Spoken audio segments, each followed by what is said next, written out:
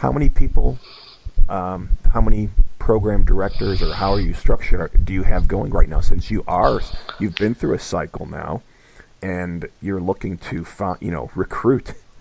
It sounds like 5 and 7 years ahead your next employees, if you will, to keep absolutely keep it going and growing. How many people, how many programs do you have, and how many kids are you serving? So we're serving, let's see, it's a little over 125 kids in Nicaragua, in two schools, one community center. It's kind of like a boys and girls club, and one public school. And in each of those, there's two or three groups of kids that we work with, a group in the morning and a group in the afternoon. So in total, it's about 5 or 6 groups in Nicaragua. We've got 5 full-time coaches, 1 assistant, our country director, and then we have 2 year-long volunteers in Nicaragua at the moment. We'll have 1 more joining us in August of this year. And stateside, we run programs here in Virginia, in Charlottesville, out of 2 boys and girls clubs, and we're working with about 30 kids at each, and it's run a little differently from Nicaragua. It's an after-school program that is run by undergrads at UVA. They've started a Lacrosse The Nations club at the university, so it's all former lacrosse players who run that program. It's about 60 kids at the Boys and Girls Club there. Wow, that's very cool. Yeah, it's really, really awesome to see how, they're kids who have worked with our programs in Nicaragua, or a few of them at least have gone down, and they wanted to do something similar in the States and to keep our mission going and doing something locally as they were going through undergrad, and it's really taken off. Our goal for this year is to finish this calendar year with at least 1 more school in Nicaragua and adding at least another team or 2 to our repertoire down in Managua. Nice.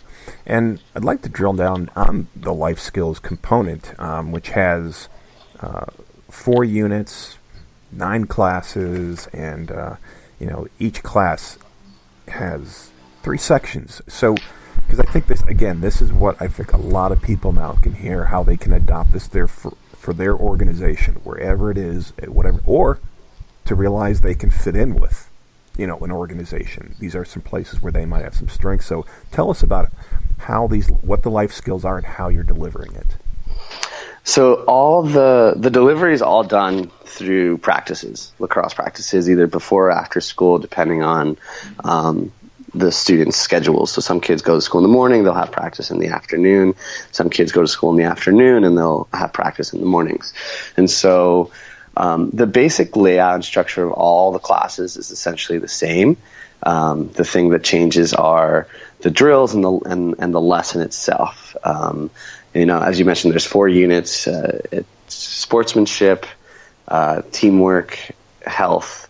So very general topics that we talk on. And it's things that we've all learned before, and we all learned while we play sports. Communication, the importance of goal setting, the importance of teamwork, how to live a healthy lifestyle, respecting one another. And we do, like you said, we host a whole week on just respecting women, because it's a huge issue all over the world, but specifically in Nicaragua and in the communities where we work. Women are not always seen as the strongest people, and they really are, and we want to make sure that we emphasize that. But the basic layout of a class, let's say, for example, it's goal setting. We'll spend the first 10 or 15 minutes talking about what a goal is, why it's important to have them, and how we set them and how we achieve them. And everything we do, we relate it to 3 points. We relate it to life on the field, life in the classroom, and then life at home. And so what are some of the goals that we set on the field as a team? Well, we want to play defense well together, or we want to score goals. What are some of the goals that we set in school? Well, I want to get a 95 on my math test. What are some of the goals that we set at home. I want to do all my chores, and I want to help my mom whenever she needs help with groceries, let's say, whatever it is. And we'll say, all right, well, how do you approach each goal, and how do we set them, and how do we achieve them? And it'll be a discussion, a free-flowing discussion with the kids. Then we get on the field and we do our warm-ups, we do our drills, and we'll go into some kind of drill that reinforces goal setting. So for goal setting, it's a really easy example. It's shooting on goal. All right. So when we shoot at a goal, where do we want to shoot? Do we want to shoot the corners? Do we want to shoot the center? Do we want to shoot? And the kids are always like, oh, you got to shoot the corners. You got to hit the corners. It's the hardest place for the goalie to save. Perfect. Exactly. That's when we're on the field, we're going to try to hit the corners every time. Bam, bam, bam. And we'll do different shooting drills and different games, all focused on shooting at the goal and hitting the right spots. At the end of practice, we'll come together and we'll be like, all right, well, how can we take what we just did on the field and adapt that to our goals at home or our goals at school? If you know that you need to hit a 90 on your math test, how many questions do you need to get right? We should pretend that the 90 is the corner that you want to hit on the goal. And everything we do, we tie back into life at home, life at school, and life on the field. And we'll do that 2 or 3 times a week. And typically our coaches will change the games and they'll change the activities that they do during the drills, but the focus is always on setting a goal and achieving it. A lot of times for this particular lesson, we'll have kids set goals. What do you want to achieve this school year? Or set a goal that you can achieve this week, or a goal that you can achieve this month. And we'll have the players, our student athletes, work towards achieving those goals. Excellent. And I take a look also at, you mentioned taking care of themselves and each other. And especially, and that is what team is. Team is community. I think some people, it's almost, if I don't support my team, it'll be a knock against me, so I'll be a team player. But it's really taking care of each other, and that was one of the things I really liked. And how do you see that in these communities, beyond just cooperating on the field? At first, when we first started in the trash dump, so when LTN started back in 2009, we were working in a community that lived in the base of the largest open air landfill in Central America. So it was literally a giant trash dump, a landfill. And the way people made their money was by going into the landfill and sorting through the trash and getting anything that you can recycle. So plastics, metals, things like that. And so it was very cutthroat and very competitive. And so because if I got an extra pound of plastics or an extra pound of metals, I'm going to get paid more. I'm going to be able to feed my family. And so it's very not cooperative. And so we thought that it would be very hard for our kids to work on this on a team together. And at first, you put a stick in a kid's hand and they're going to whack each other with it. And so it was very tough to get them to see the value in working together as opposed to always fighting and competing. But over time, it became part of our culture that we are a group, we're a unit, we work together on and off the field, and we're going to support each other on and off the field. And our kids have definitely changed, and you can see a difference in the way they act towards one another, the way they act towards their teachers, the way they talk with their family members. And that is something that you don't really teach in a lesson once, right? And it's something that we constantly have been reinforcing in our practices since day one.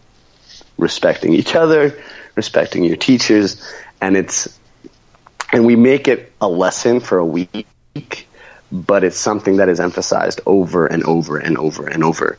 And it becomes part of the culture that we're trying to instill in our programs. And so the kids know that if you're a member of Lacrosse The Nations and you're coming to lacrosse practices, you're part of that team, you're part of that family, and you have to act a certain way.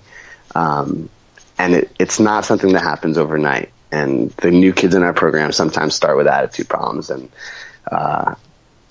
that's one of the biggest things that we do, is be able to change how they interact with one another and how they value cooperation. And it's really cool to see them go through that change because of the leaders and their classmates and our coaches. It really comes down to them instilling that culture into their practices every day and not tolerating when kids aren't doing the things that we want them to be doing.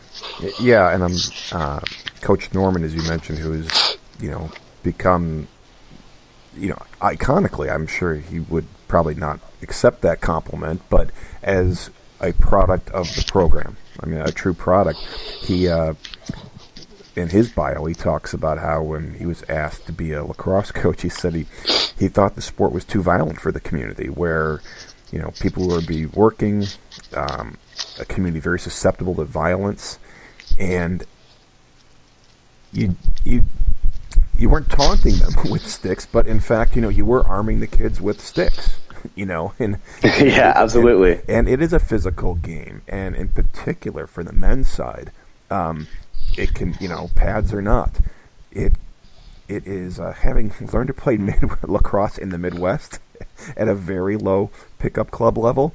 It was often the rules were used to take out your aggression as a former football player or wrestler because of that. So I can see firsthand where that can go wrong among people that have led a pretty cushy life. Yeah, it's very.